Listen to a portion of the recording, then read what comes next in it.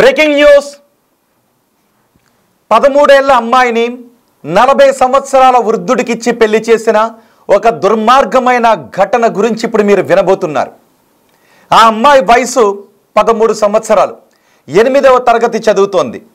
ఆమెను పెళ్లి చేసుకున్న వృద్ధుడి వయసు 40 సంవత్సరాలు. 13 సంవత్సరాల బాలికను 40 సంవత్సరాల వృద్ధుడికిచ్చి కట్టబెట్టిన దుర్మార్గమైన ఘటన షాద్నగర్లో చోటు చేసుకుంది. ఈ ఘటనపై పోలీసులు ఫిర్యాదు కూడా చేశారు. ఆ అమ్మాయి 8వ తరగతి చదువుతోంది. పెళ్లి చేసి అత్తారింటికి పంపించాలని చూశారు. కానీ ఆ అమ్మాయి స్కూల్కి వెళ్ళిన తర్వాత టీచర్ దగ్గరికి వెళ్ళి ఏడ్చింది.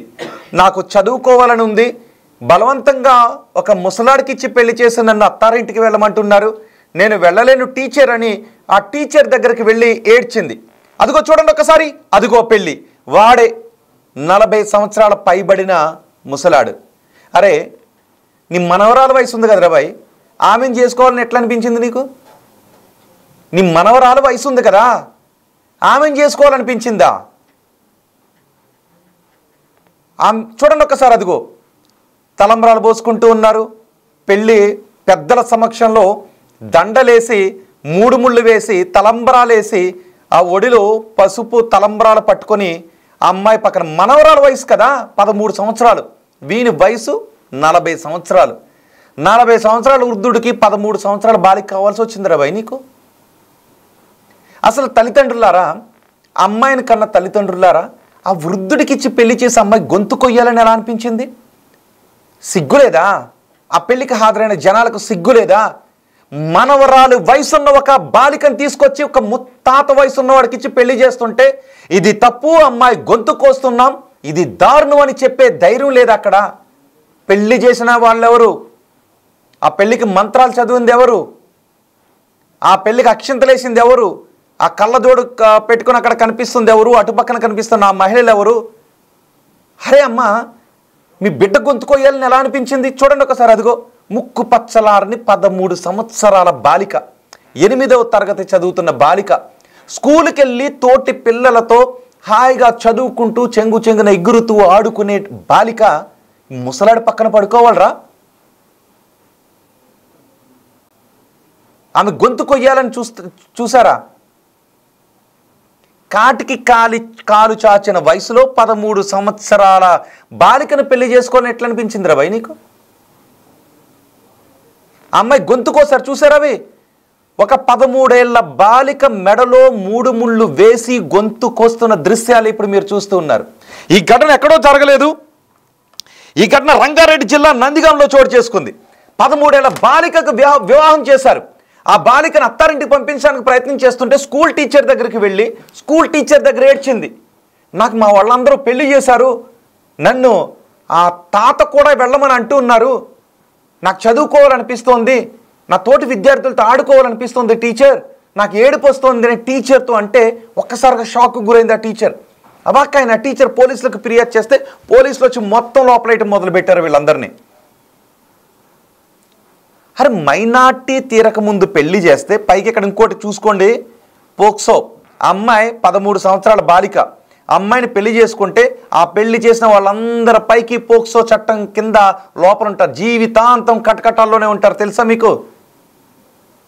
అరే, ఎవరికి తెలియదు అనుకుంటున్నారు? 13 ఏళ్ల బాలికకి పెళ్లి చేసి అత్తారింటికి పంపించేసి ఎంత తీసుకున్నారు? ఆ వృద్ధుడి దగ్గర ఎంత డబ్బులు తీసుకున్నారు? మంత్రాలు చదివే పంతులు గారు, మీకైనా తెలియాలి కదా అక్కడ పెళ్లి చేయకూడదు, గుళ్ళో చేసినట్టున్నారు అక్కడ. మరి ఏ గుడి దగ్గర చేశారో అక్కడ చూడండి, అదిగో బ్లర్ చేసాం. 13 సంవత్సరాల బాలికకి చీర కట్టి ఆమె గొంతుకు వస్తారా? ఈ ఘటన గురించి మీరేమనుకున్నా ఒకసారి కమెంట్ చేయండి. మా ప్రతినిధి శంకర్ ఉన్నారు పూర్తి సమాచారం అందించడానికి. శంకర్, దుర్మార్గం ఇది. గతంలో ఎవరికైనా గుర్తుందా బాల్య వివాహాలు ఎప్పుడు చేస్తారు? గతంలో కొన్ని సంవత్సరాల క్రితం బాల్య వివాహాలు ఇలాగే జరిగాయి. వాటిని రూపుమాపుకుంటూ వచ్చాం, ఎన్నో పోరాటాలు చేశాం, చట్టసభలు ఎన్నో చట్టాలు చేశాం. ఇటీవలి కాలంలో కూడా మనం అబ్బాయి వయసు అమ్మాయి వయసు గతంలో 18, 21 ఉండేది, ఇద్దరికి కూడా 21 సంవత్సరాలు చేశాం. 21 సంవత్సరాల ముందు పెళ్లి చేస్తే వాళ్ళని చట్ట ప్రకారం శిక్షించే అవకాశం ఉంటుంది. మరి ఇప్పటికీ బాల్య వివాహాల ఎక్కడది? రంగారెడ్డి జిల్లాలో మన హైదరాబాద్ దగ్గరలో బాల్య వివాహం. చూడండి ఒకసారి, ఆ వ్యక్తిని చూసి మీరు కమెంట్ చేయండి. అబ్బా, ఆ వ్యక్తిని చూసి మీరు కమెంట్ చేయండి. అదిగో ఆ అమ్మాయి బ్లర్ చేసాం, ఎందుకంటే అమ్మాయి డీటెయిల్స్ ఇవ్వాలని అనుకోవట్లేదు. కానీ ఇలాంటి దుర్మార్గమైన ఘటన, 40 ఏళ్ళ వయసు, 13 ఏళ్ళ వయసు. అరే నీ వయసులో సగం కూడా లేదా అమ్మాయికి? నీ వయసులో సగం ఉన్న అమ్మాయిని నువ్వు పెళ్లి చేసుకున్న చట్టరీత్యా నేరం ఏది? బాల్య వివాహాలు చట్టరీత్యా నేరం, నైతికంగా దారుణం, దుర్మార్గం. కన్న తల్లిదండ్రులారా, 13 ఏళ్ల బాలిక మీకు భారం అయిపోయిందా? ఓ తల్లిదండ్రులారా, ఆ 13 ఏళ్ల బాలిక మీకు భారం అయిపోయిందా?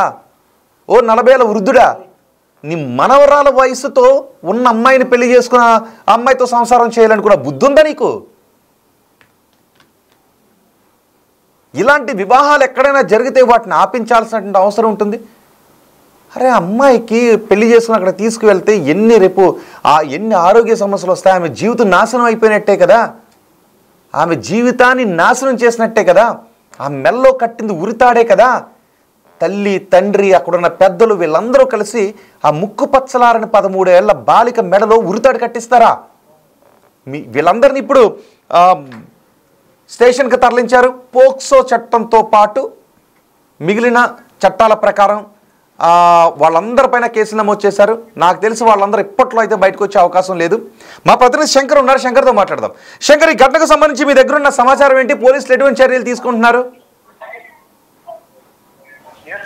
ముఖ్యంగా రోజు రోజుకు సమాజంలో చాలా దారుణాలు చూడాల్సి వస్తున్నటువంటి ఘటన ఈ రంగారెడ్డి జిల్లాలో చోటు చేసుకుంటుంది. ముఖ్యంగా అభంశుభం తెలియని ఒక 13 ఏళ్ల బాలికకు బాల్య వివాహం చేయడంతో ఆ పాపకు ఏం చేయాలో తోచక తన టీచర్లతో తన బాధను వెల్లజెప్పుకున్నటువంటి సిచ్యువేషన్ ఒక్కసారిగా రంగారెడ్డి జిల్లాకు సంబంధించినటువంటి నందిగా మండల కేంద్రంలో చోటు చేసుకుంది. అంటే పోలీసులు దీని మీద పూర్తిగా ఎంక్వైరీ అయితే ప్రారంభించారు. మొత్తంగా 13 ఏళ్ల పాప స్కూల్లో 8వ తరగతి చదువుకుంటుంది.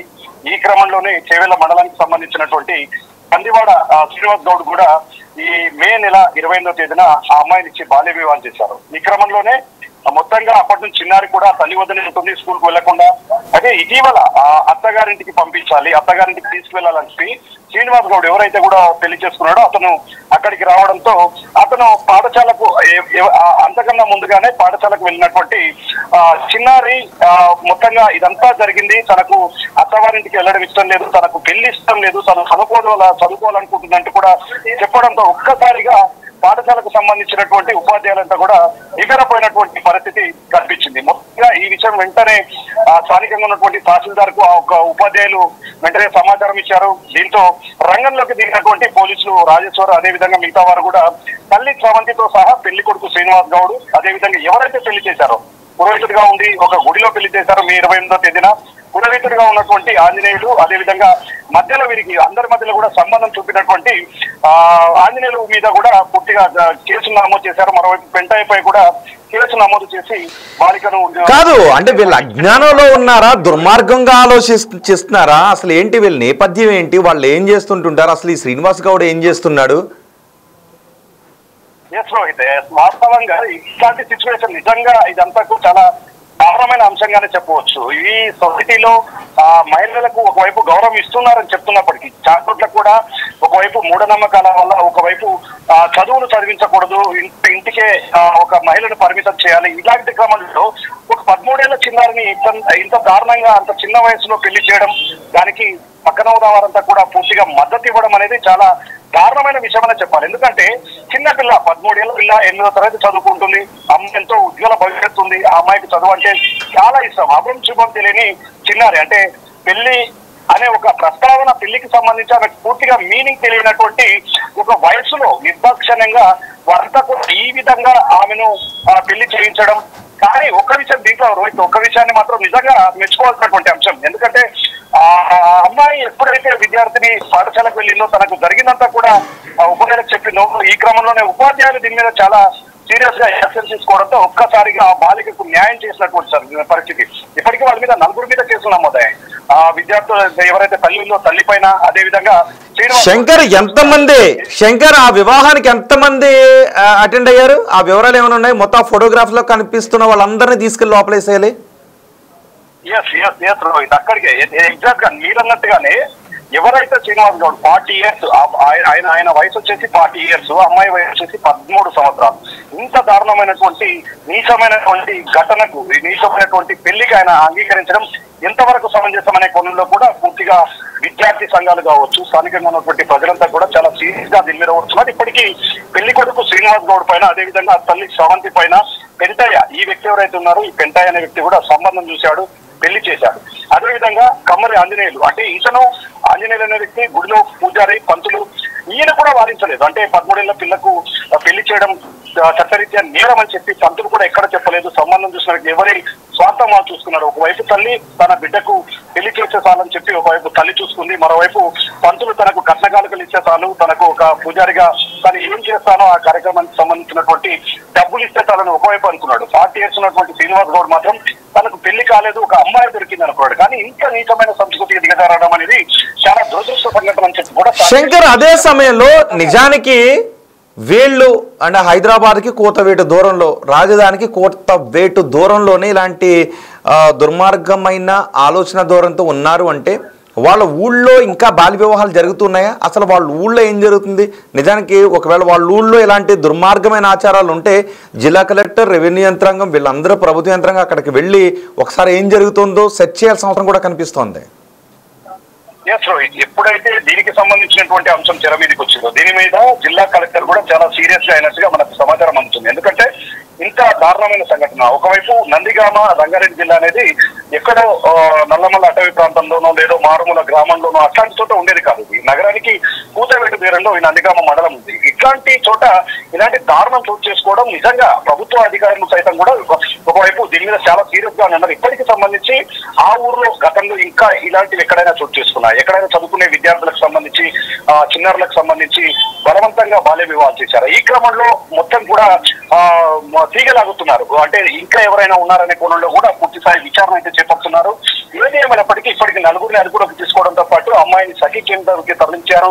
అమ్మాయికి సంబంధించి బాగోగులు చూసుకుంటాము, ఖచ్చితంగా అమ్మాయిని చదివించి ఒక ప్రయోజకురాలను చేస్తాము, అమ్మాయి లక్ష్యానికి పూర్తిగా మేము అండగా ఉంటామని చెప్పి కూడా అక్కడ ఉన్నటువంటి ప్రభుత్వ అధికారులు కూడా చెప్తున్నారు. మొత్తం ఓవరాల్ చూస్తే ఈ ఎపిసోడ్ అంతా కూడా ఉమ్మడి జిల్లాకు సంబంధించినటువంటి చాలా చోట్ల కూడా ఇట్లాంటి ఘటనలు చోటు చేసుకుంటున్నాం. ఒకవైపు భర్తలను చంపుతున్నటువంటి భార్యలు కావచ్చు, మరోవైపు రకరకాల కోణాలు జరుగుతున్నాయి. కానీ ఇట్లాంటి టైంలో చిన్నపిల్ల ఆభంశుబంతి లేని ఆడపిల్లను నిర్దాక్షిణ్యంగా ఇష్టం లేకుండా, పెళ్లి అనే పదానికి అర్థం తెలియకుండా ఉన్నటువంటి వయసులో ఈ దారుణానికి చోటు చేసుకోవడం ఏంటంటే కూడా స్థానికంగా చర్చ మొదలైంది. రైట్ శంకర్, రంగారెడ్డి జిల్లాలో జరిగిన ఒక దారుణమైన పెళ్లిది. 13 సంవత్సరాల ముక్కు పచ్చలారని బాలికను, 8వ తరగతి చదువుతున్న ఆ బాలికను 40 సంవత్సరాల తాత వయసున్న వృద్ధుడు పెళ్లి చేసుకుని కాపురానికి తీసుకువెళ్ళాలని అనుకున్నాడు. అయితే ఆమె టీచర్ల దగ్గరికి వెళ్ళి ఏడవటంతో నేను పెళ్లి ఇష్టం లేదు, నా తల్లిదండ్రులు బలవంతంగా చేస్తారు, నాకు చదువుకోవాలనుంది, ఆడుకోవాలనుంది అని చెప్పడంతో ఒకసారిగా టీచర్లు కూడా అవాకయ్యారు. ఉపాధ్యాయుల చొరవతో ఈ దారుణ ఘటన వెలుగులోకి వచ్చింది. మొన్న కూడా మనం చూసాం, ఒక భర్తను నదిలోకి తోసేసింది ఒక భార్య. అయితే ఆ భార్య మైనర్ అని కూడా తెలిసింది. అంటే మైనార్టీ తీరకముందు పెళ్లిళ్ళు చేసినా కూడా ఇలాంటి అనార్థాలు జరుగుతుంటుంటాయి. తెలిసి తెలియని వయసులో పెళ్లి చేసి ఆ అమ్మాయిని వదిలించుకోవాలని ఎలా అనుకున్నారు తల్లిదండ్రులారా? ఆ అమ్మాయిని 13 సంవత్సరాల వయసులోనే ఆ అమ్మాయి మెడలో పసుపు తాడు కట్టించి చంపేయాలని చూసిన తల్లిదండ్రులు నేరస్తుడు, అక్కడ మంత్రాలు చదివిన పంతులు నేరస్తుడు, ఆ పెళ్లి చేసుకున్న వ్యక్తి, ఆ పెళ్లి సంబంధం చూసిన వ్యక్తులు, పెళ్లికి హాజరై అక్షింతలు వేసిన వీళ్ళందరూ కూడా నేరస్తుడు. వీళ్ళందరినీ కూడా పోక్సో చట్టం కింద తీసుకువెళ్ళి లోపల వేసేయాల్సిన అవసరం ఉంది. అంతేకాదు వాళ్ళ ఊళ్ళో ఏం జరుగుతోంది, అసలు 13 ఏళ్ల బాలికకు పెళ్లి చేయాలి అనే దుర్మార్గమైన ఆలోచనతో వాళ్ళు ఎలా జీవిస్తున్నారు అక్కడ? అంటే ఆ ఊళ్ళో ఇంకా అనాగరికమైనటువంటి ఆలోచనలతో ఉన్నారా? రెవెన్యూ యంత్రాంగం వాళ్ళ ఊరికి వెళ్ళి అక్కడ బాల్య వివాహాలు జరుగుతున్నాయేమో ఎంక్వైరీ చేయాల్సిన అవసరం కూడా ఉంది. ఈ ఘటన గురించి మీరేమనుకుంటూ ఉన్నారు? ఆ ముసలాడు పక్కన ఆ బాలికను చూస్తూ ఉంటే మీకేమనిపిస్తుంది? వాళ్ళకి ఎటువంటి శిక్షలు వేయాలనిపిస్తుందో మీ అభిప్రాయాన్ని కమెంట్ బాక్స్లో తెలియచేయండి.